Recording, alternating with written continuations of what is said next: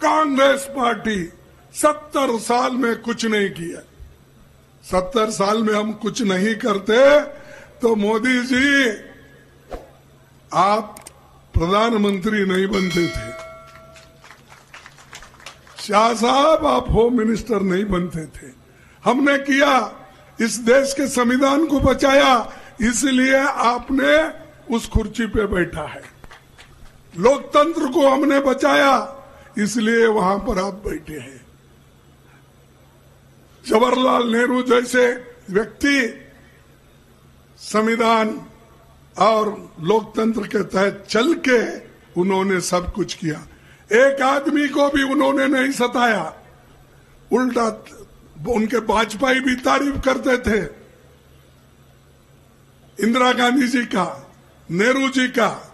लेकिन यहां सुबह उठते ही बीजेपी वाले, मोदी जी सबको गालियां देने का एक ही, मैं समझता हूं उन्होंने गालियां देने का एक कारखाना ही खोला। हमारे फैक्ट्री थे बड़े बड़े, बीईएल, बीएचईएल और दूसरे टेलीफोनिक इंडस्ट्री, फर्टिलाइजर, ये कारखाने हम खोले। लेकिन मोदी साहब गालियां देने का एक कारखाना खोले हैं और झूठ बोलने का कारखाना है उनके पास। हर जगह झूठ बोलते हैं। अगर मैं कहूं तो बार बार ये लोग यही कहते हैं। क्या बोला उन्होंने 2014 में हुकूमत में आने से पहले, भाइयों और बहनों, तुम लोगों को अगर मेरी सरकार आ गई, तुम लोगों को मैं बाहर से जो एक कांग्रेस वाले काला धन रखे हैं वो लाकर हर एक के जेब में 15-15 लाख डालूंगा। डाल दिए। फिर झूठा कौन बोल रहे हैं?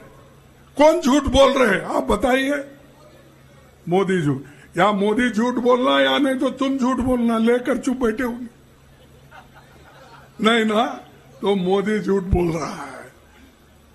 2-2 करोड़ नौकरियां दूंगा। कहां है भाई तुम्हारे 2 करोड़ नौकरियां? 4-6 हजार नौकरियों के लिए ये जाकर पर्चे बांटते हैं अपॉइंटमेंट के। ये है इनका नियत।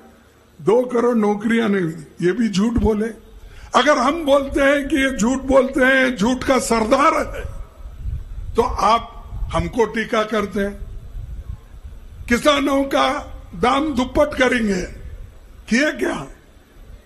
नहीं किए। फिर झूठ कौन बोले?